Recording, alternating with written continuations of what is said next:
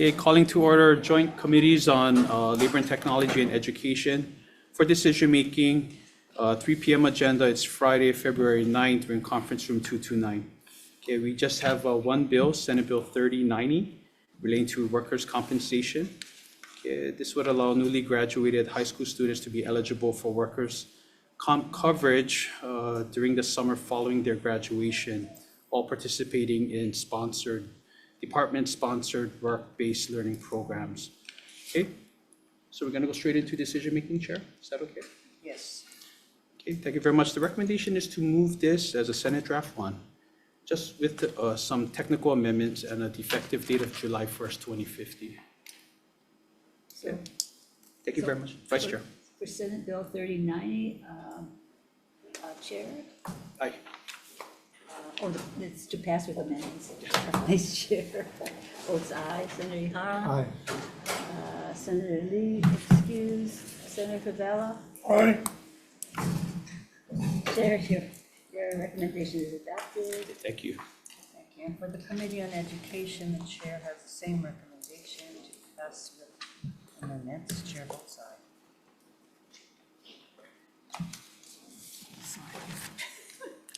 Senate Bill 3090, recommendations to pass with amendments. Chair votes aye, Vice Chair votes aye. Senator Hashimoto. Aye. Senator Richards, excuse. Senator Favela. Aye. 4 members present, 1 excused. Your recommendation is adopted. Yeah, thank you very much. So we are adjourned. Thank you.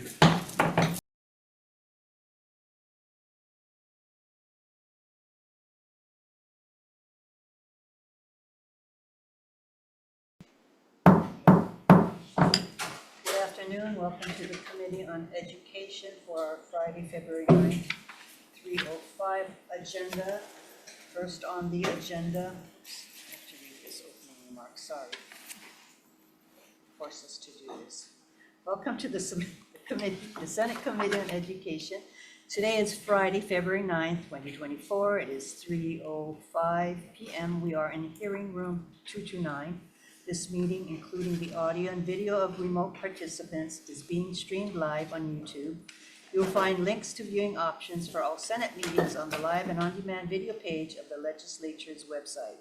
This Zoom meeting and YouTube live stream event will include the 3:05 p.m. agenda for the Committee on Education. In the unlikely event that we must abruptly end this hearing due to major technical difficulties, the committee will reconvene to discuss any outstanding business on Monday, February 12, 2024 at 3:01 p.m. in room 229, and a public notice will be posted on the legislature's website. I'd like to take this time to remind our testifiers that due to time restrictions on our hearings, we will be limiting testimony to 1 minute per testifier per bill. For people participating remotely, please remain muted and video disabled until shortly before it is your turn to testify. When I call your name, unmute yourself and your time will begin. After your minute is completed, staff will mute you so that we can move this hearing along in an orderly and efficient manner. We're starting with Senate Bill 3305 relating to education, which requires all public charter schools that offer pre-kindergarten programs exclusively to adhere to the provisions of Chapter 302D HRS with certain exceptions.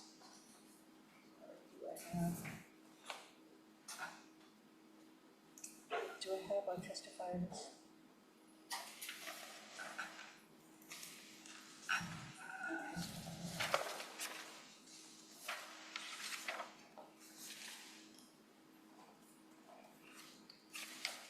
So for Senate Bill 3305 to testify, Yuko Arikawa Cross, Director EOEL.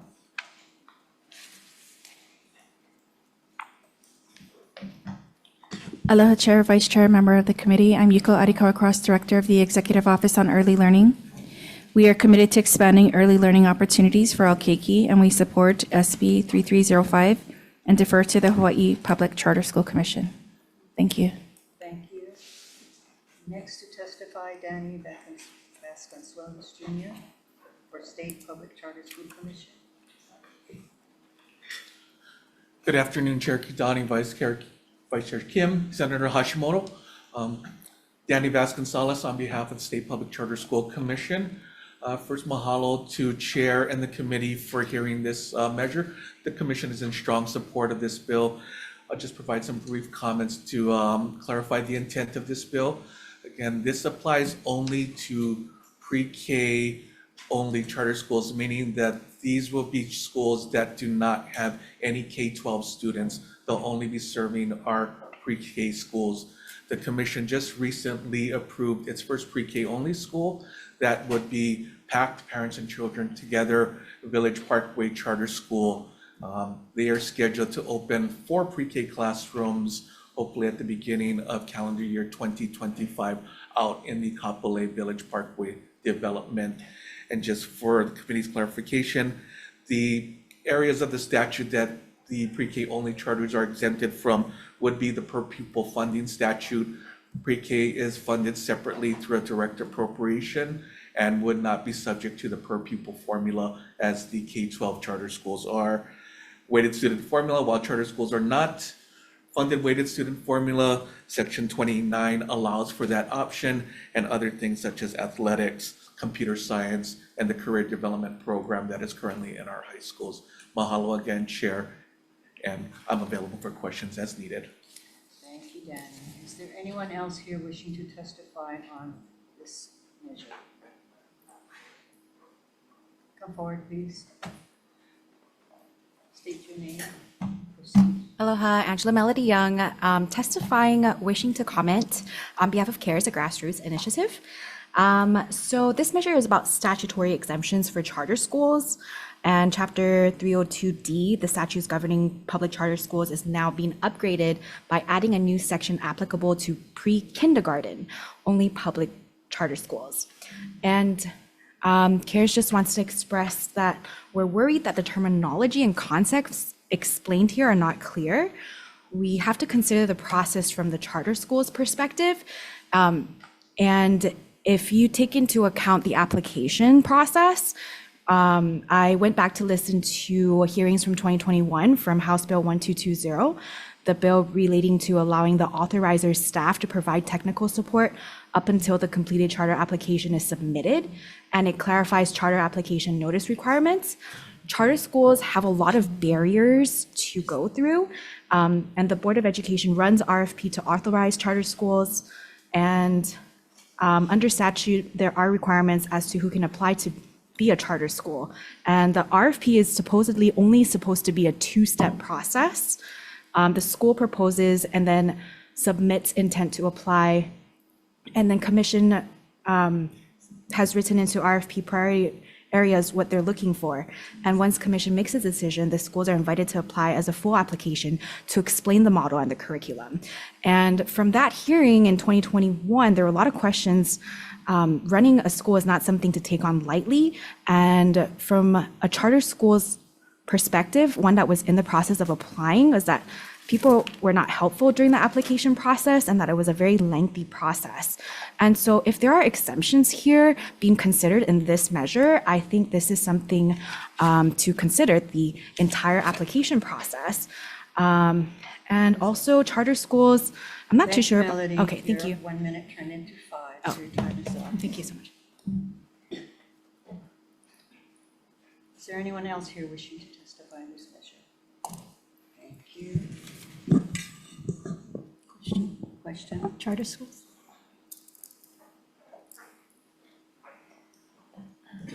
Trying to get my arms around this. So why would one want to just be a charter school for preschool, pre-kindergarten?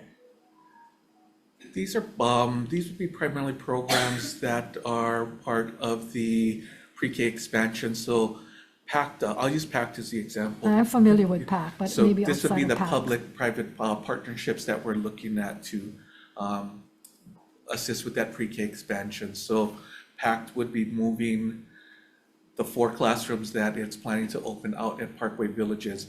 That would be considered sort of a PACT charter school. So the PACT itself would stay as its own nonprofit entity, but the school, those 4 classrooms specifically in that Parkway Village development would be a public charter school. So, yeah, I'm wondering, why wouldn't they just keep it as PAC as a, you know, nonprofit preschool, pre-kindergarten, versus doing a charter? And is there some other benefit that they get? I believe part of the, I believe there's it's in the Constitution that in order to get the public funds that are needed to provide public education, they have to make that transition to become a public Okay, agency. so And in they this want, case, that's what I'm trying to get at. Yes. So they want that funding. yes, So then does that mean that anybody who want to get into preschool or pre-kindergarten will take that route so they can get the funding? they could if they want to, forego the option to charge tuition and things like that, as a public agency, as a public pre-K school, they're gonna have to follow essentially the rules that in this case, the Charter School Commission, as well as programs like EOEL determines, so So does the charter schools for preschool charge a tuition? the public, not the church, no. not Well, the you just church, said something that they can collect tuition, so, if they remain private. right, private entity, but to go to a charter school, they don't collect tuition, but they get money from the state. They would be receiving state funding in this case. So when we did open up the sort of application period for this process, PACT was the only applicant at this time, so we may be seeing, we might be seeing more, but at this time, it was only PACT that Right. applied. That's why I'm trying to get my arms around this and what it is, not just this entity, but what may be unintended consequences or positive consequences down the road as we look at all preschools at some point would be charter schools, if that's the case. I mean, is that where we're headed? This time, I know we're planning to open up to 30 classrooms, but again, PACT was the only applicant that came in to open classrooms. Right, so all the other far. classrooms are being run by the state, right? And under the pre-K.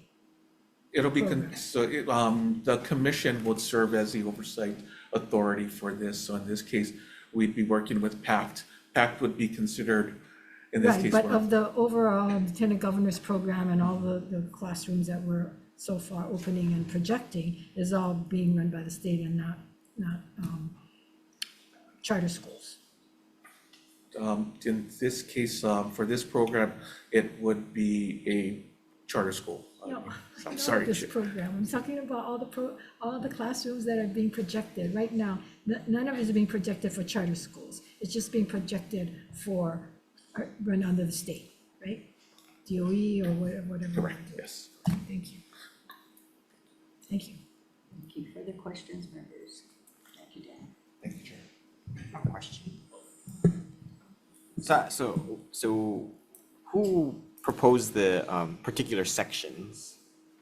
Our staff, our early learning manager, our interim executive director, as well as some of our other staff Okay. members went through our charter schools. Yeah. So I'm just looking at the one exemption that you're getting that kind of piqued my interest was the 302D-34C, which is the conversion charter school provision. Why do you believe you need that? That enrollment provision, again, applies specifically to conversion charter schools, and it kind of clarifies the nature of what a conversion charter school is that they will run an application process, but they also have a specific service area that they're responsible for. So as a conversion charter school, if there's space available, you can take people from outside of the service area.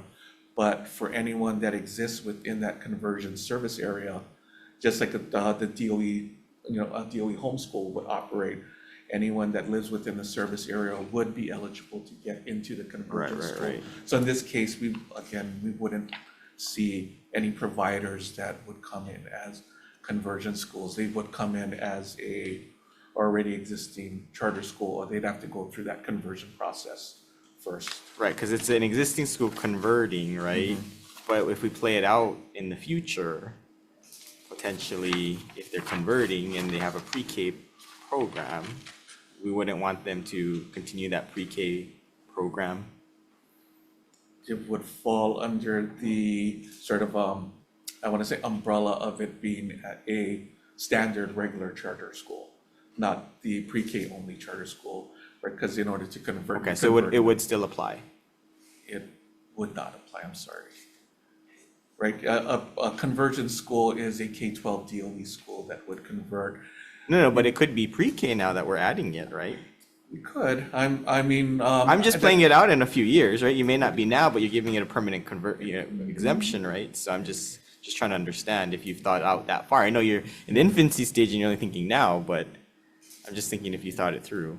Could, hopefully we won't have to come back in order to fix this exemption, but I believe it possibly could. Okay. Thank you, Chair. Thank you. Further questions? Thank you. Moving on to Senate Bill 2937. This is related to access to learning. And this repeals the sunset date for the exemption of laboratory school programs of the Hawaiian Language College at the University of Hawaii at Hilo from state English medium standards, assessments, performance ratings, state staff qualifications, and staff training requirements.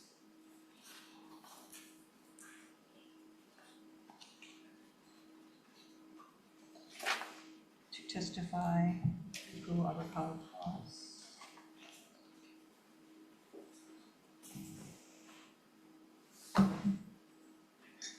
Hi, Chair, Vice Chair, member of the committee, Yuko Arikawa Cross, Director of the Executive Office on Early Learning. We support SB 2937 and we defer to the University of Hawaii. Thank you. Thank you. Next to testify, Ha'io Kimura. Aloha ina kenekua hano o ke kumiki ho'ona'awao. I'm Ha'io Kimura, representing the University of Hawaii. I stand on our testimony, but would just like to offer some mana'o and highlights of the intent of the bill. First of all, I want to start off with a mahalo to you and the legislature who has historically, since 1978, supported Hawaiian language and efforts to renormalize it, in particular through an educational pathway now that spans from preschool all the way through to PhD. I also want to mahalo you for the support of Act 46, of which this bill is related to. Act 46, right, as we all know, provides access to early learning, including those serving our Hawaiian language, ohana and keiki. So this bill seeks to repeal the sunset deadline of 2026, which would further allow for exemptions for Hawaiian medium education as it relates to standards, assessments, training, etc. It is not that we are opposed to or don't have standards, performance assessments, training, etc. It's just that we have, over the past 40 years, developed a model that fits Hawaiian medium education that is unique from those of English medium education. So I mahalo you for your time and am here and available for questions if you have any. Mahalo.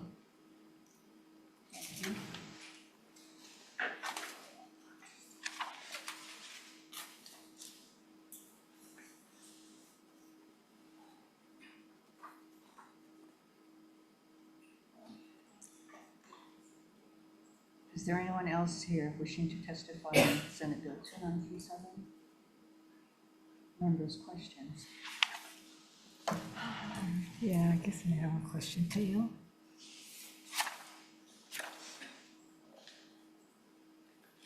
So is there any standards from the public education that is entwined in your programs? So our assessments that relate to our laboratory sites, which we have 4 that sit under the college across the state, that's K through 12, but we also have the 13 specific pre-K Punana sites also across the state, that the college has been working on developing its own assessments, teacher trainings, performance standards relating to cognitive development, leadership, literacy, mathematics. And so these standards and assessments have been developed over time and have been developed to accurately measure and prepare both teachers and students for Hawaiian medium education goals and curriculum. How does Hawaiian medium language then dovetail into the world and the jobs that are out there and the careers that are out there?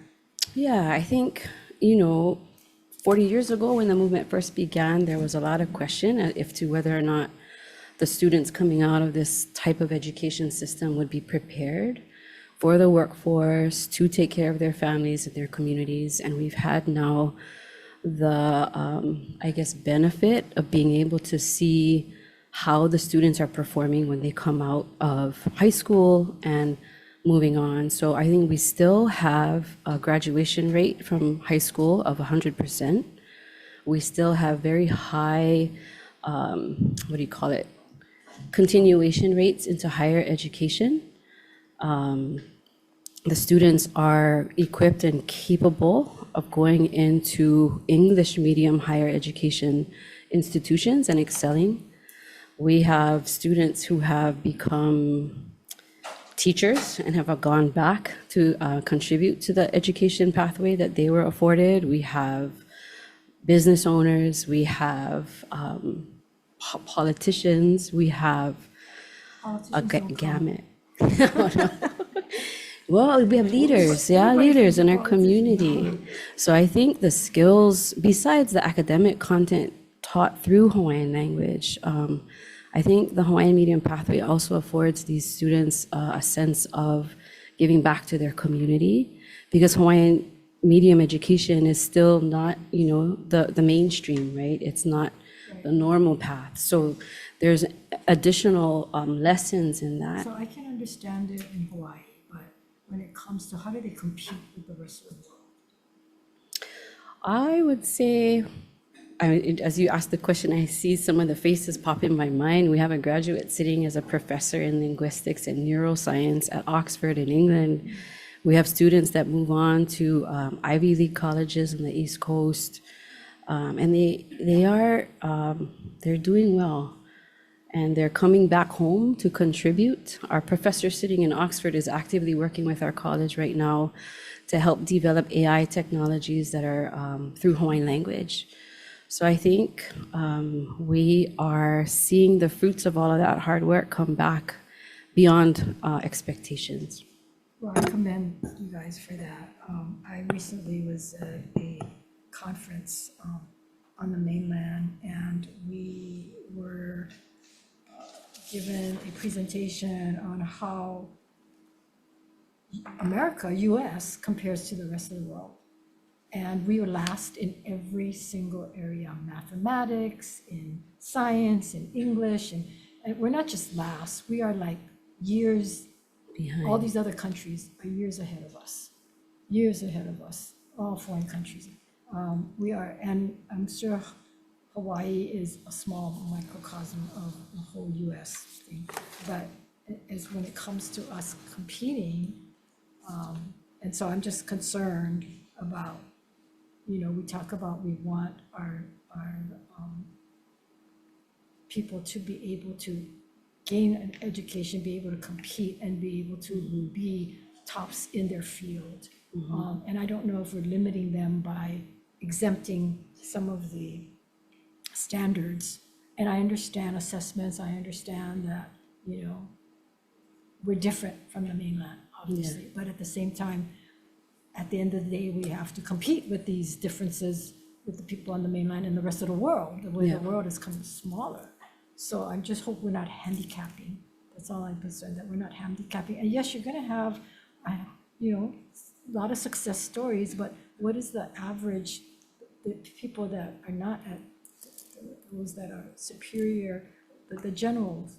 Because wherever you go, you're gonna have that little cream. And even when they compared us with our cream of the crop to their cream of the crop, we were still years behind,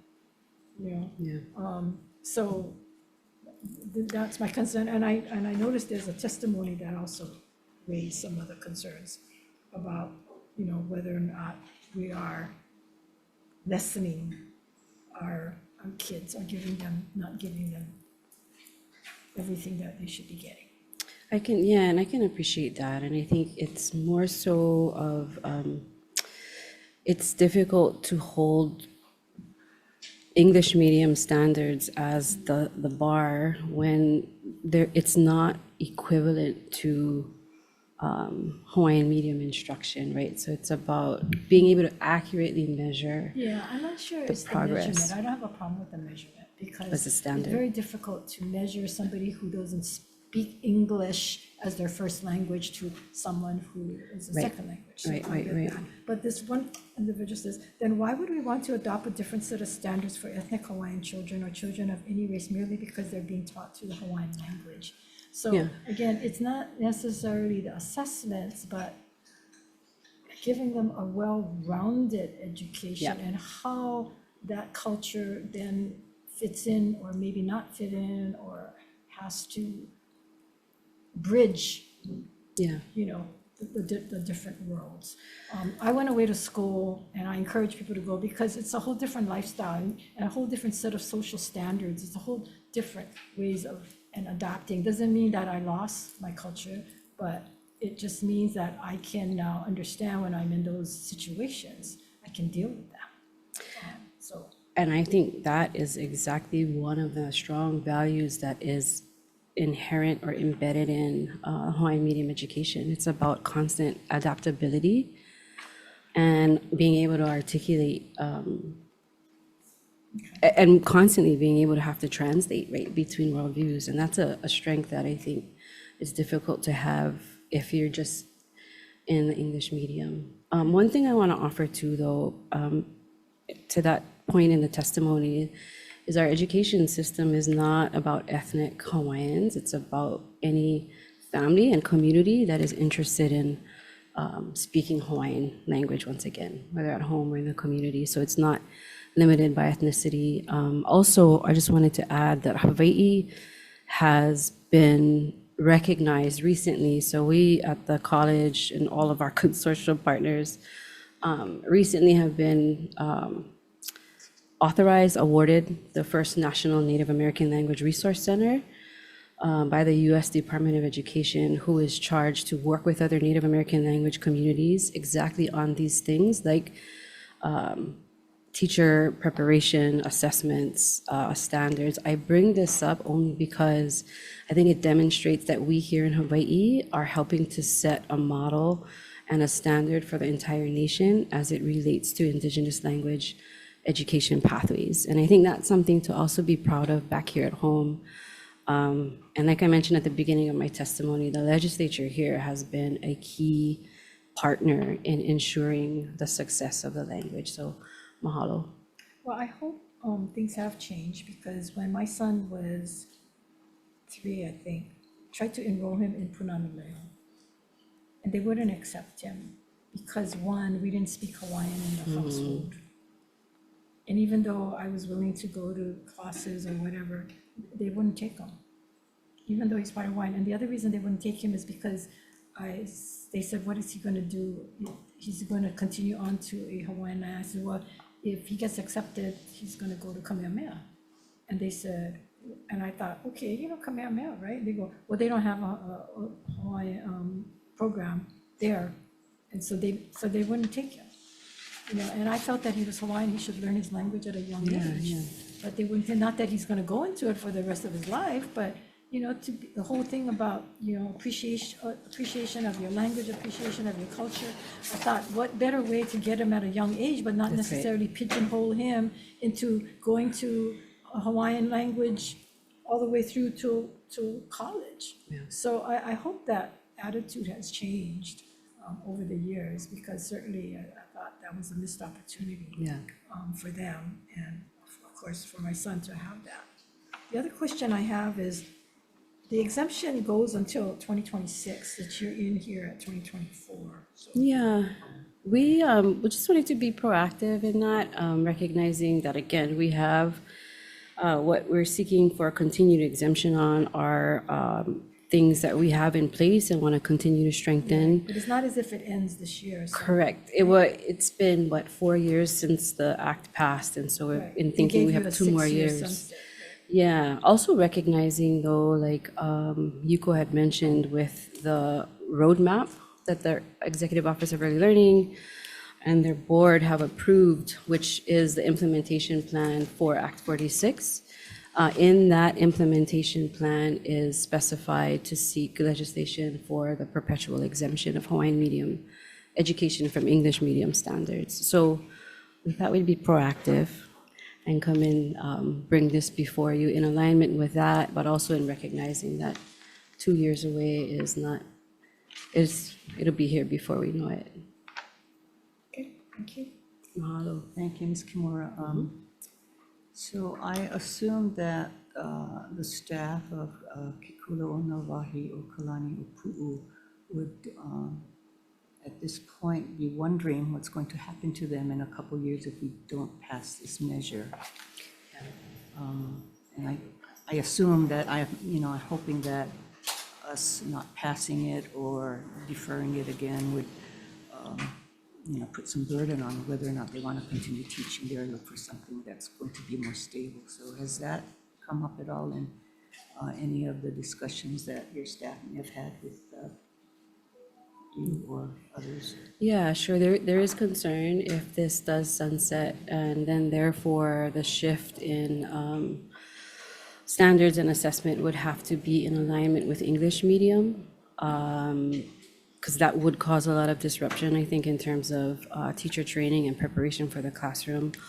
Ultimately, though, I think that impact will fall on the children, who are then going to have to be assessed and measured against standards that are not necessarily accurate to the curriculum that they're receiving.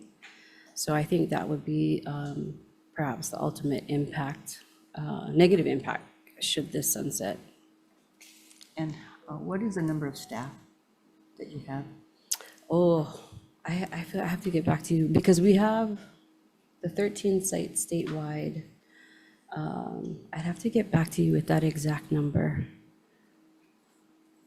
And you don't know their total enrollment either, if you could get back to Oh, us. I'll get back to you on the total enrollment either. I don't want to quote you erroneous number. Okay, I would appreciate that. Because we work in partnership with Punana Leo on those 13 sites. So I'll get those specific numbers and get back to you. Thank you. Mm-hmm. Further questions, members? No? Thank you. Mahalo.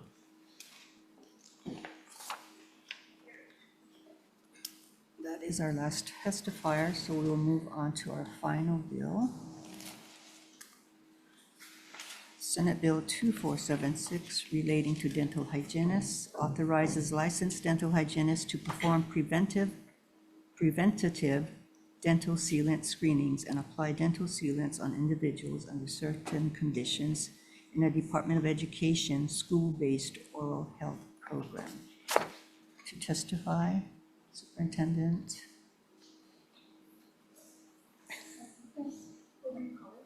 Superintendent? Yes. Aloha, Chair Kidani, Vice Chair Kim, and Senator Hashimoto. Annie Kalama, Assistant Superintendent for the Office of Student Support Services, testifying on behalf of Superintendent. We stand on our testimony in support of this bill, and we're here to answer questions. Thank you for the opportunity to testify. Thank you. Next to testify, Sheena Choi for the Board of Dentistry. Good afternoon, Chair, Vice Chair, members of the committee. My name is Sheena Choi, Executive Officer for the Board of Dentistry. The board stands on its written testimony and is available for any comments, questions. Thank you. Thank you. Next to testify, Clementina Saria Ulep.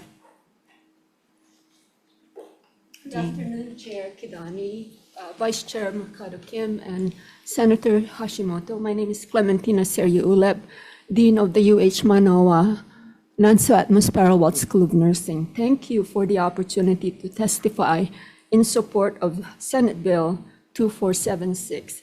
I just want to provide additional comments for clarification. So currently, dental hygienists are trained to identify when a sealant could be appropriate and to perform sealants. However, children must be a patient of record and have a treatment plan from the dentist to receive a dental sealant from the dental hygienist. This creates additional administrative burdens and hinders efficiency in school-based oral health programs.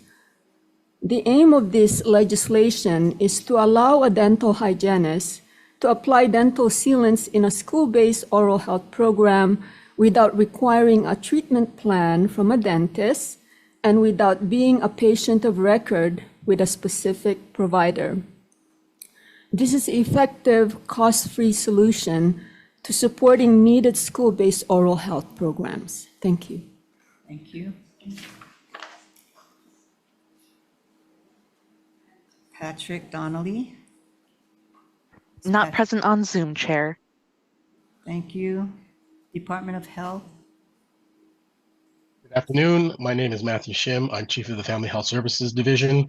The department stands on its testimony and support, and I'm here to answer any questions. Thank you. Thank you, Matthew. And our final testifier, Mai Hall from HCAN Speaks, Children's Health Coordinator. You're muted.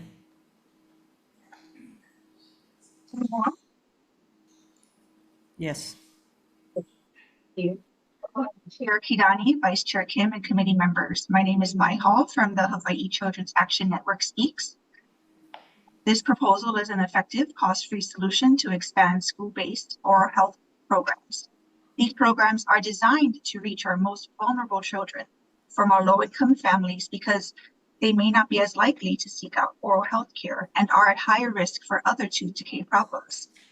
This also bridges the gap in care so parents do not have to take time off of work or children time off of school to go to a clinic or office. There are many benefits to the community, including the sustainability by reducing logistics costs such as travel and scheduling. It allows dental hygienists to practice in closer alignment with their training and allows the supervising licensed dentist, who still remains responsible for the calibration of dental hygienists, to prioritize the advanced care of patients. Changing this policy would promote healthier, happier keiki who have something to smile about. Mahalo. Thank you. Is there anyone else here wishing to testify on this measure? Aloha, Chair Kidani and members of the committee. The Hawaii Dental Association's testimony may have gone in as written only, or if we inadvertently did not get it submitted, I would be glad to drop off a copy. I just wanted to underscore that we support this measure and we ask that you consider passing it. Thank you. Please identify yourself. Melissa Pavlicek. Thank you. Thank you. Anyone else here wishing to testify? Aloha, Chair, Vice Chair, and the committee, Angela Melody Young, testifying in strong support of creating equity for those in public schools that are disproportionately affected by health and wealth disparities and may require healthcare access as per this measure. The Center for Disease Control and Prevention and the American Dental Association declares sealants, which are clear plastic coatings applied to molars, are the most effective preventative strategy in tooth decay. Dental sealants prevent 80% of cavities over 2 years in the back teeth, where 9 in 10 cavities occur. However, this effective intervention remains underused. Less than half of children and adolescents have dental sealants. And a 2016 guideline panel convened by American Academy of Pediatric Dentistry developed a clinical practice guideline based on a systemic review of the literature, and it recommends use of pit and fissure sealants. And based on a national oral health surveillance system, Hawaii is one of the only states to receive an F in this category. And since 2015, yet Hawaii still has an F. And the purpose of this act is to create statutory provisions to allow schools to receive preventative dental sealant screenings. So if this strategy is effective, CARES is in strong support of seeing Hawaii take action on this measure. Thank you. Thank you, Melody. Is there anyone else here wishing to testify on this measure? Seeing none, we are going to recess for decision-making. Questions, We have questions, sorry. as usual. Let's see, who is most likely to answer all the questions? Is it UH or is it, Depends on your question. Yeah. Ask your question. Well, I have a number of questions, I don't know. First of all, do we do sealants now in schools? We are. Why don't you come For forward? the Hawai'i Keiki program, with parental consent, our Hawai'i Keiki program. Identify yourself. Oh, I'm sorry, Clementina Seryu Uleb, UH Manoa School of Nursing Dean. So we have a program in collaboration with the Department of Education, funded by the state,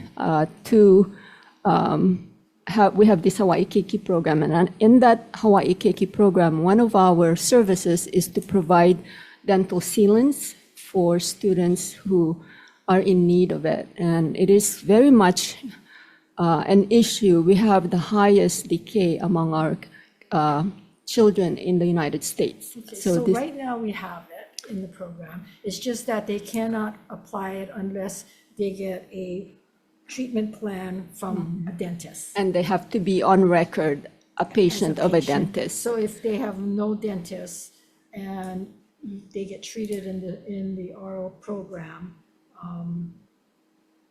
the dental program at the schools, they can receive treatment, but they cannot receive sealants. Right, they need this, they need to be a patient of record with a provider, meaning a dentist, and have a treatment plan to be able to receive a dental sealant. So have any children been denied, or what is the percentage of children being denied because let me put it this way. Those children that do have plans and our record, that get denied from getting these treatments.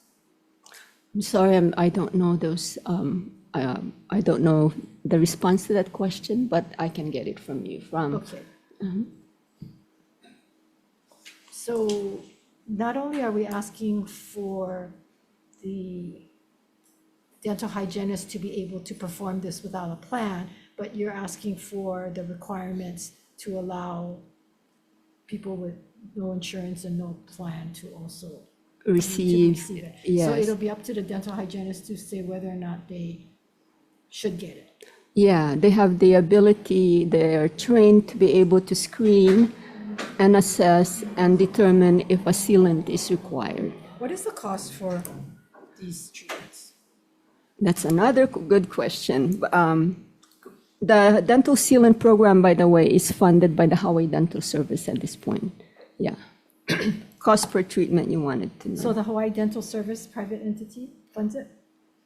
Yeah, funds the program. Do we know what the funding is? And how much more it would cost if this passes? We can check all that. Okay, I have a list. You have questions, Chair? I might have a couple others. Other questions? So I guess that's my question. Where would the funding come from? It's going to cost more. Will the Hawaii Dental Service? I believe Hawaii Dental Service would continue to fund it because it's been such a successful program. Yeah, but it haven't been to the degree, the cost, because obviously there's a lot of children who probably don't have a dentist and don't have a dental plan. So they've been excluded from the cost, right? Right. So that might go up, that might affect that. We can ask those questions. So what's the other question? Oh, zero cost program, it said this will be a zero cost approach, meaning zero cost approach because Hawaii Dental Service pays for it, or is At that this what you point, refer to yeah. as a zero cost approach? And if they don't fund it, then what? Then we need to look at other sources of funding, yes. I don't think that we're asking the state at this point to Right, but fund the if- program. Right, but if it comes out that they're not, then you may be back in and say, you first Right. passed this, so now you gotta fund it. Okay, got it, thank you. Thank you. Thank you. Can I, go ahead. So I guess since you're there, so my understanding is, are you going into the schools then to do this right now? That's what you're Right, doing? yeah. our Hawaii Keiki program is in 257 of the But you have like a 297. mobile Yeah, we unit that do. goes. And the lead program director, Dr. Deb Matthews, also leads the dental sealant program. Okay. And so this is just Oahu, or you're doing this all across the state?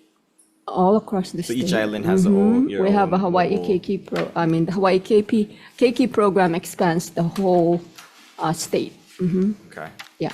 Okay. Well, no, I think it'd be really good to understand what is the population that's being turned away? Because I would assume if it was working fine, right, then you wouldn't be here, but obviously there's a problem.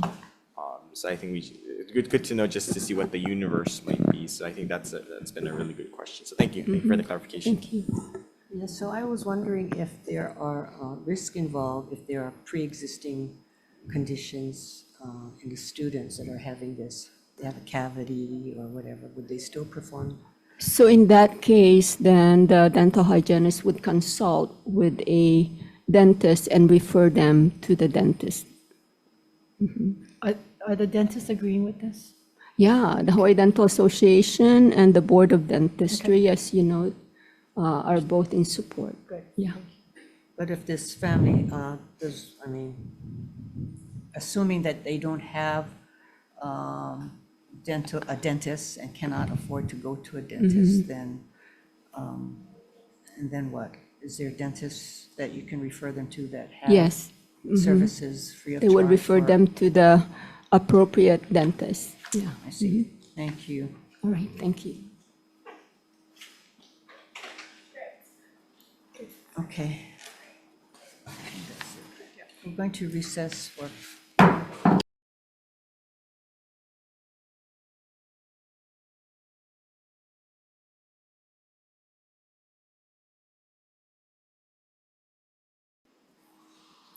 Thank you. Reconvening the Committee on Education. For Senate Bill 3305, requires all public charter schools to offer pre-K programs exclusively to adhere to the provisions of Chapter 302D with certain exceptions. The recommendation of the chair is to pass as is. Members' questions?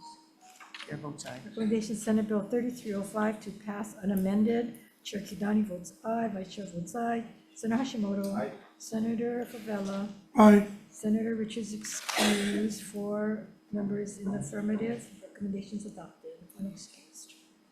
Thank you.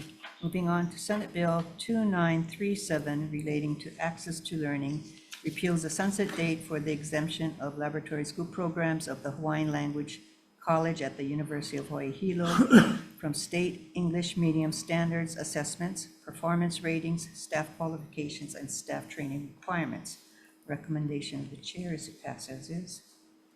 Okay, recommendation to pass unamended. Any member voting with reservations, any member voting opposing, hearing none, 4 members present, your measure is adopted. Thank you. And the final bill, Senate Bill 2476 relating to dental hygienists, authorizes licensed dental hygienists to perform preventative dental sealant screenings and apply dental sealants on individuals under certain conditions in a Department of Education school-based oral health program.